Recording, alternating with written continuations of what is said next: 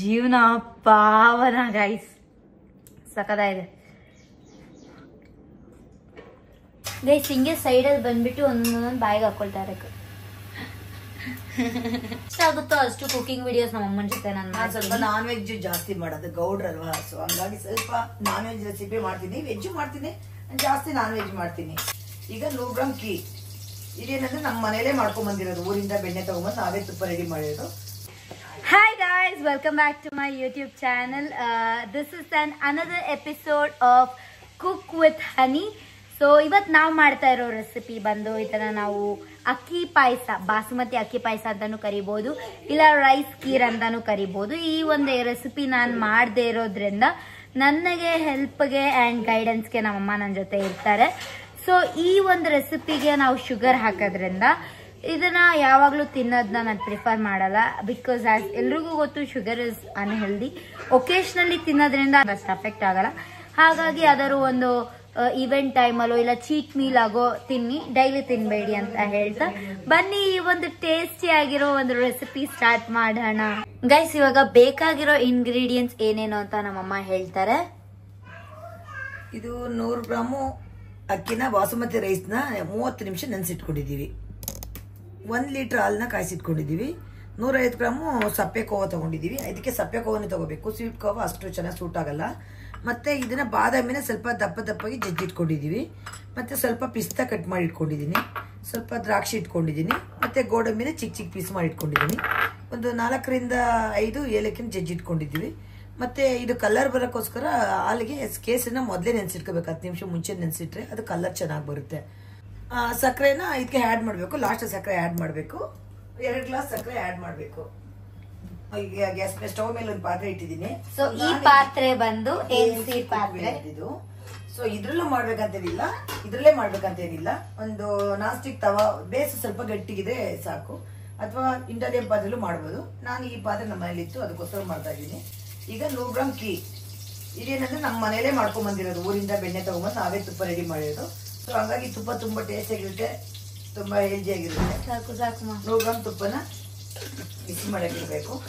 So ಇವಾಗ ಗೋಡಂಬಿ ದ್ರಾಕ್ಷಿನ ಮೊದಲೇನೆ ಅದನ್ನ ಇಟ್ಕೊಂಡ್ಬರ್ಬೇಕು. ಗೋಡಂಬಿ ಅಂಡ್ ದ್ರಾಕ್ಷಿ ತಗೊಂಡಿದ್ದೀನಿ.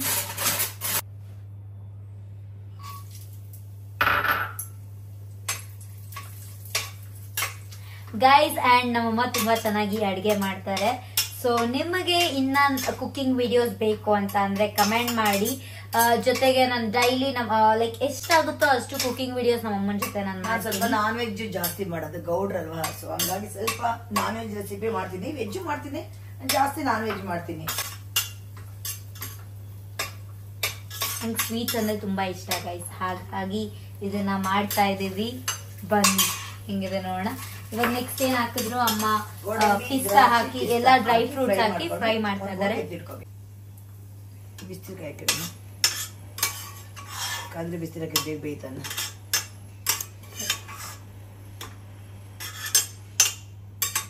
ಸೊ ಇವಾಗ ಅದೇ ಒಂದು ಪಾತ್ರೆಗೆನೆ ಇವಾಗ ಅಮ್ಮ ನೆನೆಸಿರೋ ಅಕ್ಕಿನ ಹಾಕ್ತಾ ಇದಾರೆ. ನೀರೆಲ್ಲ ತೆಗೆದುಬಿಟ್ಟು ಅಕ್ಕಿನ ಹಾಕ್ಬೇಕು. ಏನಕ್ಕೋಸ್ಕರ ಅಂದ್ರೆ ಇದು ಅಕ್ಕಿ ಫ್ರೈ ಮಾಡ್ಕೊಂಡ್ರೆ ಸ್ವಲ್ಪ ಬೇಗ ಆಗುತ್ತೆ ರೈಸು.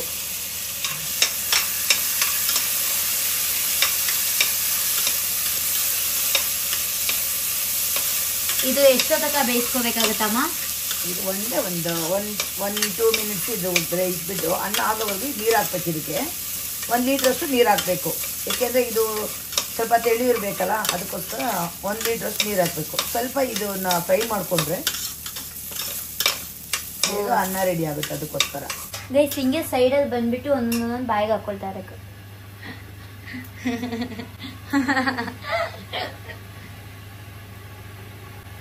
ಬಿಸಿನೀರು ಕಾಯಿಸ್ಕೊಂಡು ಹಾಕೊಂಡ್ರೆ ಸ್ವಲ್ಪ ಬೇಗ ಆಗುತ್ತೆ ಅಂತ ಬಿಸಿನೀರು ಹಾಕಿ. ಹಿಂಗೆ ಮಾಡಿದ್ರೆ ಯಾರು ಮಾಡಬೇಡಿ ಗೈಸ್. ಅಡುಗೆ ಮಾಡೋ ಟೈಮಲ್ಲಿ ಹಿಂಗೆಲ್ಲ ಕೈ ಹಾಕ್ಬಾರ್ದು ತಿನ್ನಕ್ಕೆ ಅಂತ ಅಂತಾರೆ, ಮಾಡಬಾರ್ದು. ನಾನು ಸುಮ್ಮನೆ ನಿಮ್ಗೆ ದೇವ್ರಿಗೆ ಏನು ಪೂಜೆಗೆ ಇಡ್ಬೇಕು ಅದೆಲ್ಲ ಮಾಡೋದು ತಪ್ಪು. ಇವಾಗ ಹೆಂಗಿರೋ ದೇವ್ರಿಗೆ ಏನು ಇಡ್ತಾ ಇಲ್ಲ, ಅದಕ್ಕೆ ನಾನೇ ದೇವ್ರಲ್ವಾ, ನಾನೇ ತಿಂತಾ ಇಲ್ಲ. ಎಣ್ಣೆ ಖುಷಿದು ಇದು ಅಂಟಿಸ್ತಾ ಇದೆಯಲ್ಲ ಅಮ್ಮ. 1 ನಿಮಿಷ ನೀರು ಹಾಕ್ಬಿಡಿ. ಈಗ ನೀರು ಹಾಕ್ತಾ ಇದ್ದೀವಿ. ಎಷ್ಟು ಗ್ಲಾಸ್ ಹಾಕ್ತಾ ಇದ್ದೀರಾ? ನೀರು ಹಾಕ್ಬೇಕು. ಇಲ್ಲಿ 3 ಗ್ಲಾಸ್ ಹಾಕ್ತೀನಿ. 3 ಗ್ಲಾಸ್ ವಾಟರ್ ಹಾಕ್ತಾ ಇದ್ದಾರೆ. ಯಾಕೆಂದ್ರೆ ಅದು ಬೇಯಬೇಕಲ್ಲ, ಸ್ವಲ್ಪ ಸಾಫ್ಟ್ ಆಗಬೇಕಲ್ಲ, ಹಾಗಾಗಿ ಒಂದು 20 ಮಿನಿಟ್ಸ್ ಬೇಯಿಸಬೇಕು. ಆಫ್ ಕೊಡ್ಬೇಕು.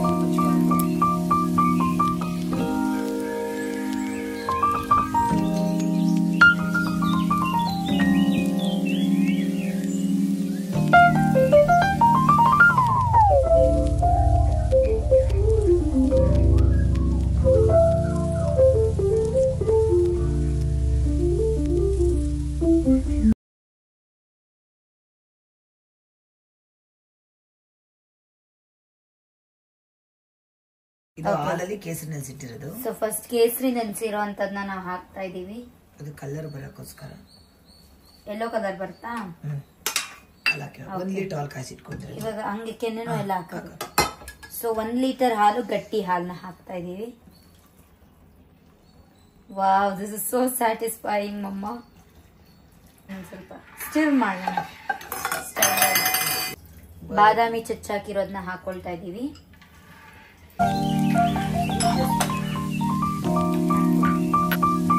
ನೋಡಿ, ಈ ತರ ಚೆನ್ನಾಗಿ ಕುದಿಸ್ಕೋಬೇಕಾಗುತ್ತೆ.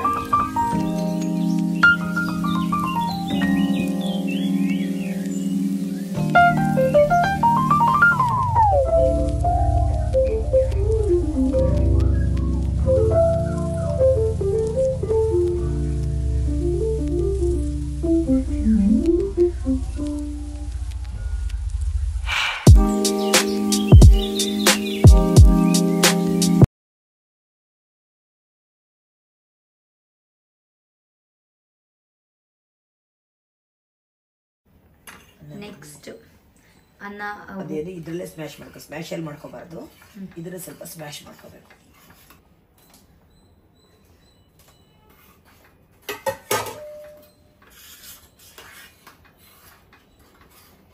ನಮಗೆ ಇನ್ನ ಕಲರ್ ಬೇಕಂದ್ರೆ ನಾವು ಅದು ಒಂದು food colour, yellow colour food colour ಬರುತ್ತೆ, ಫುಡ್ ಕಲರ್ ಹಾಕೋಬಹುದು. ಇಲ್ಲಾಂದ್ರೆ ಒಂದು ಬಾದಾಮ್ ಪೌಡರ್ ಅಂಗಡಿ ಸಿಗುತ್ತಲ್ಲ, ಅದನ್ನ ತಗೊಂಬಂದು ಕೂಡ ಹಾಕೋಬಹುದು. ಬಾದಾಮಿ ಹಾಲ್ಗೆ ಹಾಕೊಳ್ತಾರಲ್ಲ, ಅದು ಬಾದಾಮ್ ಪೌಡರ್ ಇದೆಯಾ ನೋಡು, ಇರಬೇಕು.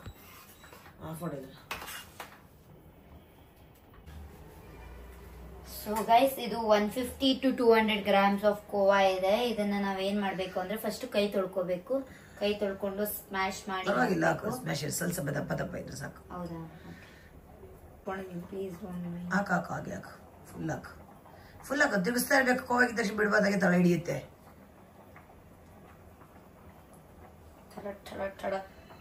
ಹಾಕಾದ್ಮೇಲೆ ಹಾಕೊಂಡ್ಮೇಲೆ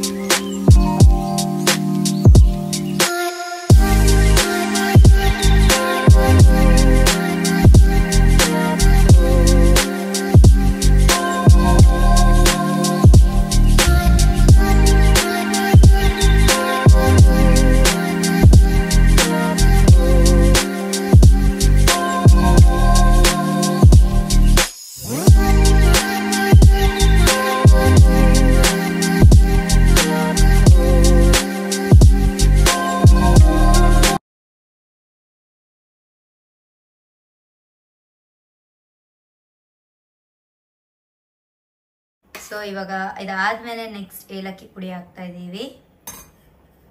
ಒಂದು 4 ರಿಂದ 5 ಏಲಕ್ಕಿ ಜಜ್ಕೊಂಡಿರುವಂತದ್ದು. ಇದು ಡ್ರೈ ಫ್ರೂಟ್ಸ್ ನಾವು ಫ್ರೈ ಮಾಡ್ಕೊಂಡಿದ್ವಲ್ಲ ಆಗ್ಲೇ, ಅದ್ರದ್ದು. ಸಕ್ಕರೆ ಏನಂದ್ರೆ 2 ನಿಮಿಷ ಮುಂಚೆನೆ ಹಾಕ್ಬೇಕು ಅಷ್ಟೇ. 2 ನಿಮಿಷ ಹಾಕಿ ಸಕ್ಕರೆ ಹಾಕಿದ ತಕ್ಷಣ ತೆಗ್ಬಿಡ್ಬೇಕು. ಇಲ್ಲಾಂದ್ರೆ ಸಕ್ಕರೆ ಹಾಕ್ಬಿಟ್ಟು ಜಾಸ್ತಿ ಕುದಿಸಿದ್ರೆ ಏನಾಗುತ್ತೆ ಅಂದ್ರೆ ಗಟ್ಟಿ ಆಗ್ಬಿಡುತ್ತೆ. ಸ್ವಲ್ಪ ಗಟ್ಟಿನೇ ಮಾಡಿ. ಇದು ಸ್ವಲ್ಪ ಡ್ರೈ ಆದ ತಕ್ಷಣ ಗಟ್ಟಿಗಾಗುತ್ತೆ. ಸಕ್ಕರೆ ಹಾಕಿದ್ರೆ ಜಾಸ್ತಿ ಕುದಿಸಬಾರ್ದು, ಅದು ಎಳ್ಕೊಂಡ್ಬಿಡುತ್ತೆ, ತುಂಬಾ ಗಟ್ಟಿ ಆಗುತ್ತೆ. ನೋಡಿ ಚೆನ್ನಾಗಿ ಬರ್ತಾ ಇದೆ. ಇದೇ ಹದದಲ್ಲಿ ಇರ್ಬೇಕು. ಫುಡ್ ನೆಕ್ಸ್ಟ್ ಡೇ ತಿಂದ್ರೆ ತುಂಬಾ ಚೆನ್ನಾಗಿರುತ್ತೆ ಕೋಲ್ಡ್ ಆಗಿ.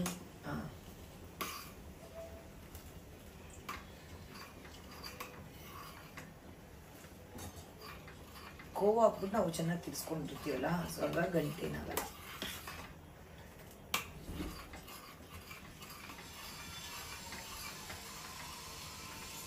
ಒಂದು ಮೆಜರ್ಮೆಂಟ್ ಅಂತ ಅದು ನಾವು 2 ಕಪ್ ಹಾಕ್ತಾ ಇದೀವಿ. ಇದೇ ಮೆಜರ್ಮೆಂಟ್ ಅಕ್ಕಿ ನಾವು ಹಾಕಿರ್ತಿದ್ದು, ಇಷ್ಟು ಕಂಪ್ಲೀಟ್ ಇತ್ತಲ್ಲ, ಆಮೇಲೆ ಅದನ್ನ ನೆನ್ಸಿದ್ದು. ಸೊ ಅದೇ ಮೆಜರ್ಮೆಂಟಿನ ಸಕ್ಕರೆ ನಾನು ಹಾಕ್ತಾ ಇದ್ದೀನಿ. That is 2 cups. ಓಕೆನಾ?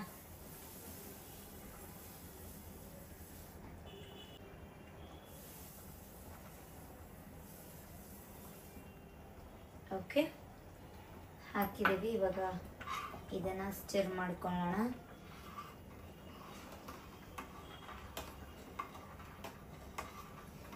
ಎರಡರಿಂದ 3 ನಿಮಿಷ ಇದನ್ನ ಬೇಯಿಸ್ಬೇಕಾಗತ್ತೆ. ಸೊ ಚೆನ್ನಾಗಿ ಒಂದು ಮೀಡಿಯಂ ಫ್ಲೇಮಲ್ಲಿ ಇಟ್ಕೊಳ್ಳೋಣ. ತುಂಬ ಸಿಮ್ಮಲ್ಲಿ ಬೇಡ ಅಥವಾ ತುಂಬ ಹೈ ಫ್ಲೇಮಲ್ಲೂ ಬೇಡ. ಒಂದು ಮೀಡಿಯಂ ಫ್ಲೇಮಲ್ಲಿ ನಾವಿದನ್ನ ಕುದಿಸ್ಕೋಬೇಕು. ಅಟ್ ದ ಸೇಮ್ ಟೈಮ್ ಸ್ಟಿರು ಮಾಡ್ತಾ ಇರಬೇಕು 3 ನಿಮಿಷ ಪೂರ್ತಿ. ಅಂದ್ರೆ ಯಾವುದೇ ತರದ ಏನದು ಕಂಟಾಗಬಾರ್ದು ಅಂತ ಹೇಳಿ. ಫೈನಲಿ ಇದು ರೆಡಿ ಆಗಿದೆ. ಸೊ ಇವಾಗ ನಾವು ಆಫ್ ಮಾಡ್ತಾ ಇದೀವಿ. ಏನಾಗುತ್ತೆ ಅಂತ ಅಂದ್ರೆ ಇದನ್ನ ಆಫ್ ಮಾಡಿ ಕ್ಲೋಸ್ ಮಾಡಿದಾಗ ಇನ್ನ ಗಟ್ಟಿ ಆಗುತ್ತೆ ಅಂತ ಅಮ್ಮ ಹೇಳಿದ್ದಾರೆ. ಸೊ ಅದು ಒಂದು ಕ್ಲಿಪ್ ತೋರಿಸ್ತೇನೆ ನಿಮಗೆ. ಓಕೆ ನೋಡಿ, ಇವಾಗ ಆಫ್ ಮಾಡ್ತಾ ಇದೀವಿ.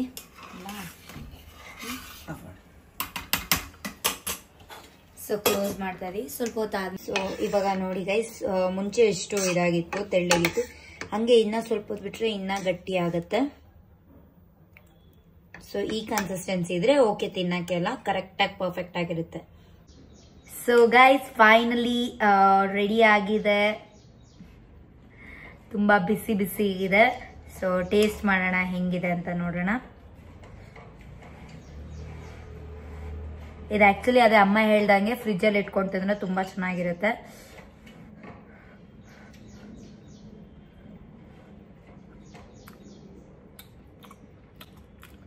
ಜೀವನ ಪಾವನ ಗೈಸ್, ಸಖತ್ತಾಗಿದೆ.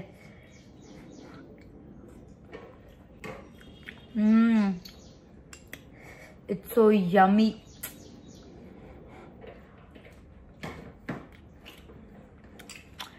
ಸೊ ಈ ಒಂದು ರೆಸಿಪಿ ನಿಮ್ಗೆ ಇಷ್ಟ ಆಗಿದ್ರೆ ನೀವೇನ್ ಮಾಡ್ಬೇಕು ಅಂತ ನಿಮ್ಗೆ ಆಲ್ರೆಡಿ ಗೊತ್ತಿರುತ್ತೆ. ಲೈಕ್ ಮಾಡಿ, ಶೇರ್ ಮಾಡಿ, ಸಬ್ಸ್ಕ್ರೈಬ್ ಮಾಡಿ, ಕಮೆಂಟ್ ಮಾಡಿ ಅಂತ ಹೇಳ್ತಾ ಈ ಒಂದು ವ್ಲಾಗ್ನ ನಾನು ಎಂಡ್ ಮಾಡ್ತಾ ಇದ್ದೀನಿ. ಮತ್ತಷ್ಟು ನಿಮ್ಗೆ ಈ ತರ ಕುಕಿಂಗ್ ವಿಡಿಯೋಸ್ ಬೇಕು ಅಂದ್ರೆ ಕಮೆಂಟ್ ಮಾಡೋದನ್ನ ಮರಿಬೇಡಿ. ಅಂಡ್ ಇನ್ನ ಕ್ರಿಯೇಟಿವ್ ವಿಡಿಯೋಸ್ ಜೊತೆ ನಾನು ನಿಮ್ಗೆ ಸಿಗ್ತೀನಿ. ಅಲ್ಲಿ ತನಕ bye, take care, love you all.